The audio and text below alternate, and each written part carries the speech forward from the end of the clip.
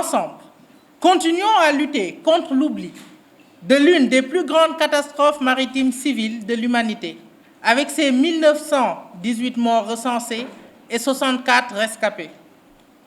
Le choix du thème de cette année, Sauver des vies en tirant les leçons du Joola, vise à rappeler aux autorités et aux populations que les leçons du Joola n'ont toujours pas été tirées.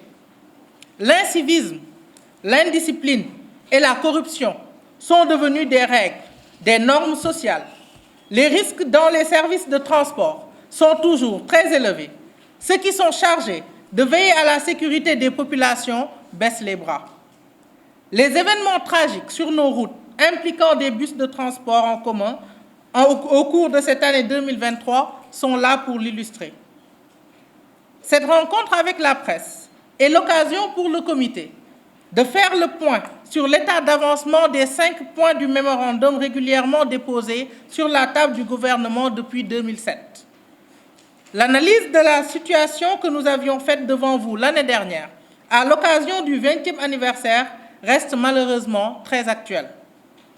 Si, à ce jour, la question de la prise en charge des orphelins et celle de l'édification d'un mémorial ont connu quelques avancées, celles concernant le renflouement, la justice et la journée du souvenir sont par contre toujours au point mort.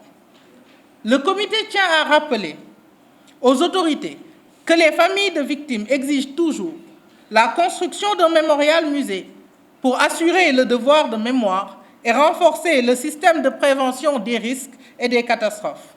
Aujourd'hui, le gouvernement s'est enfin décidé à construire un mémorial à Ziguinchor. Nous savons, au niveau du comité d'initiative, peu de choses sur ce mémorial, car le contenu de ce dernier n'a jamais été défini par le gouvernement, malgré les propositions du comité d'en faire un édifice polyvalent comprenant un musée du souvenir et un centre de recherche sur la sécurité humaine, la prévention des risques et des catastrophes. Les autorités ont promis la construction sur la corniche ouest d'un mémorial-musée. Il reste à concrétiser. Nous faisions état ici même, l'année dernière, de la proposition de M. Pierre Atepa Goudiaby, que nous sommes toujours prêts à soutenir en l'absence d'autres propositions, car elle reste une offre qui pourrait voir réaliser une de nos doléances principales si longtemps exprimées.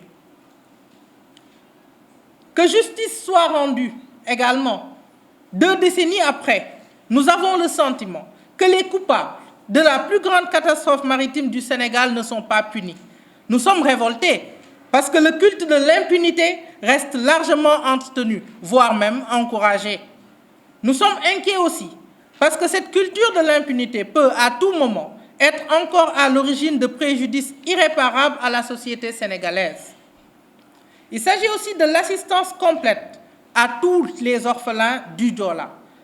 Lors du 20e anniversaire, nous soulignons la stratégie de l'État de jouer avec le temps et par ce biais d'éliminer la plupart des orphelins.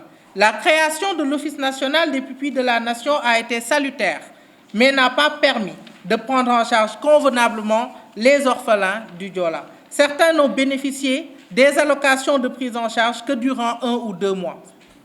La décision de prendre en charge financièrement les orphelins non déclarés pupilles n'a été prise que le 17 février 2021. Et là encore, non seulement une minorité a été prise en compte, mais également un montant arbitraire a juste été alloué, sans prendre en compte la durée normale de la prise en charge. Le renflouement de l'épave du bateau. 20 ans après le naufrage, l'épave n'est toujours pas renflouée, malgré les engagements répétés de l'État à le faire. Le comité rejette l'idée de laisser délibérément près de 2000 victimes dans une épave au fond de l'océan. Son profond désir est de donner une sépulture digne à chaque victime et d'aider les familles à terminer leur deuil.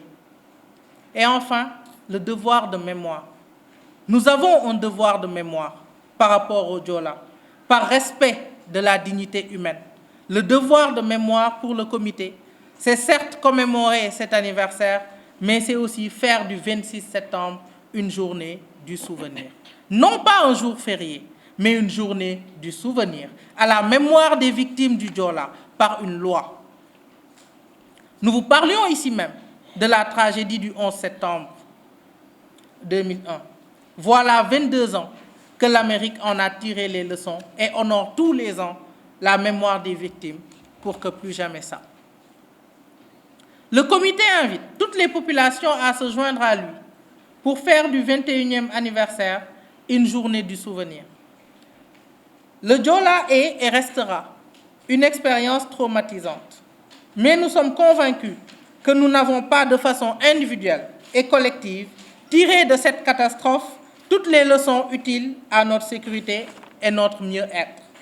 Il faut surmonter notre souffrance pour nous interroger sur ce qui est arrivé.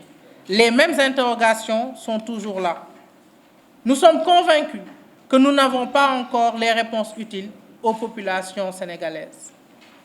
Pour finir, aujourd'hui, nous aimerons saluer l'immense contribution du professeur Alfred Innis Ndiaye, membre fondateur de notre comité, à travers son livre qui vient de paraître aux éditions L'Harmattan Sénégal et intitulé « Le naufrage du bateau le Joola, 20 années de lutte des associations de familles de victimes pour la vérité et la justice ». Nous le remercions et le félicitons pour cette immense participation au devoir de mémoire. Continuons à prier pour toutes les victimes du naufrage du bateau le Joola. Merci beaucoup.